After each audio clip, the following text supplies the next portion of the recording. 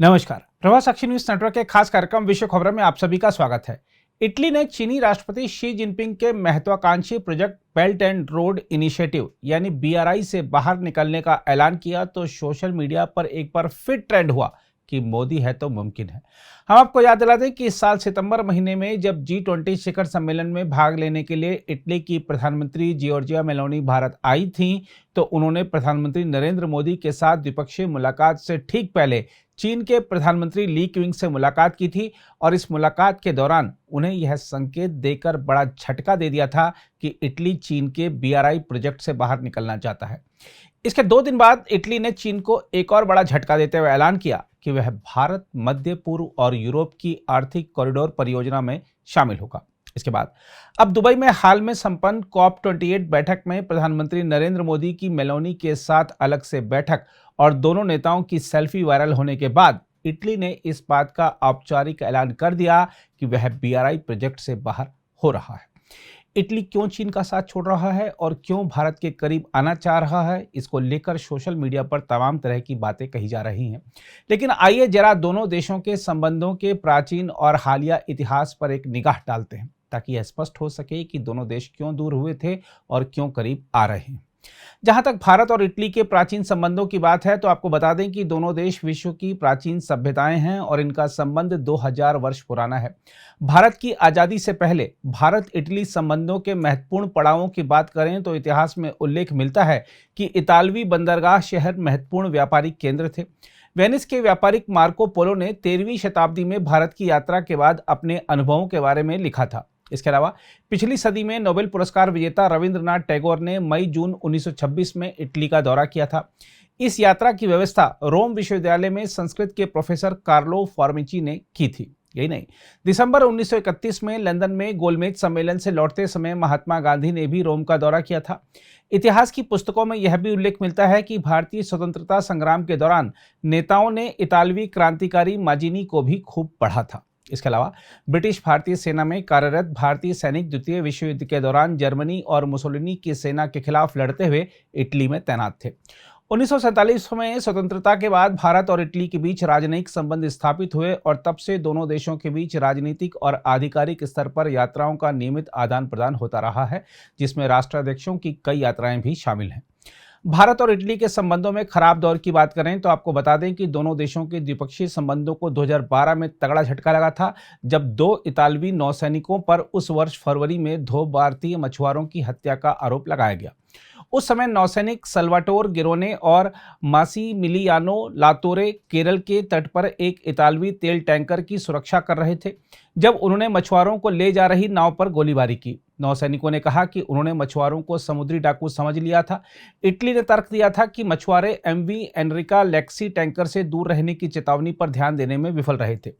इस घटना के बाद दोनों इतालवी नौसैनिकों को गिरफ्तार कर लिया गया था और उन पर हत्या का आरोप लगाया गया। उन्हें केरल से नई दिल्ली ले जाया गया और जब उनका मुकदमा चल रहा था तब वे इतालवी दूतावास परिसर में रुके थे। उस समय इटली के राजदूत को उनका गारंटर बनना पड़ता था। मामला तब तूल पकड़ गया था जब प्रधानमंत्री पद के तत्कालीन उम्मीदवार नरेंद्र मोदी ने साल 2014 के लोकसभा चुनाव के दौरान अपने चुनाव अभियान में इस मुद्दे को उठाया।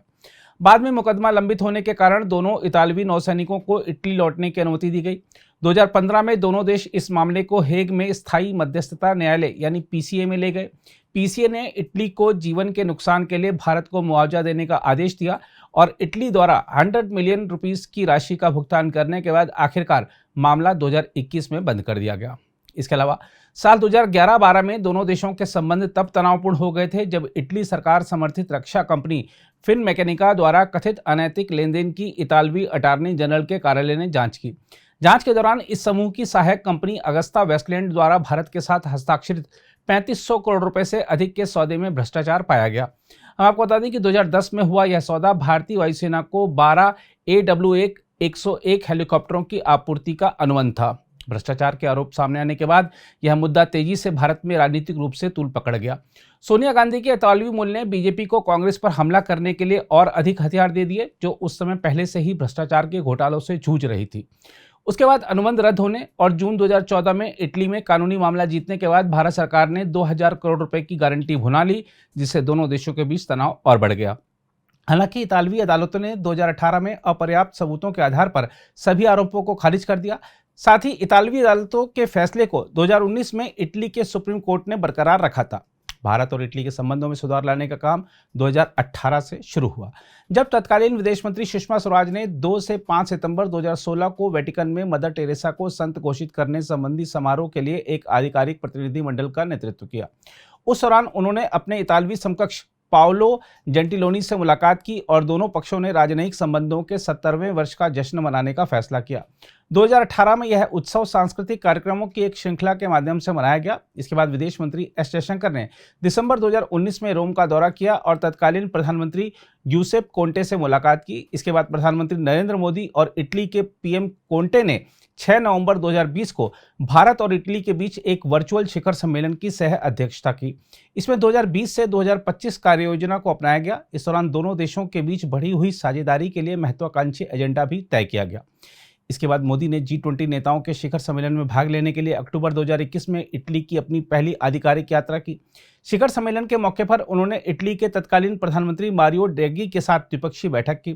इसके बाद सितंबर 2022 में अपनी चुनावी जीत के बाद 2 से 3 मार्च 2023 को प्रधानमंत्री मेलोनी ने भारत की यात्रा की। यह 5 साल के अंतराल के बाद इटली से भारत की पहली उच्च स्तरीय यात्रा थी। यात्रा के दौरान मेलोनी और मोदी ने हरित अर्थव्यवस्था, ऊर्जा सुरक्षा और संक्रमण, रक्षा सह उत्पादन और सह नवाचार और नीली अर्थव्यवस्था को बढ़ावा देने पर चर्चा की। मेलोनी की इस यात्रा का उद्देश्य द्विपक्षीय संबंधों को रणनीतिक साझेदारी के स्तर तक ऊपर उठाना था। इस दौरान भारतीय और इतालवी स्टार्टअप कंपनियों के बीच एक स्टार्टअप ब्रिज भी स्थापित किया गया। यही नहीं, मेलोनी रायसीना डायलॉग 2023 में मुख्य अतिथि और मुख्य वक्ता भी थी। जब मेलोनी ने इस साल सितंबर में G20 नेताओं के शिखर सम्मेलन के लिए दोबारा दौरा किया तो दोनों पक्ष भारत, मध्य पूर्व यूरोप आर्थिक गलियारे के लिए भी सहमत हो गए थे।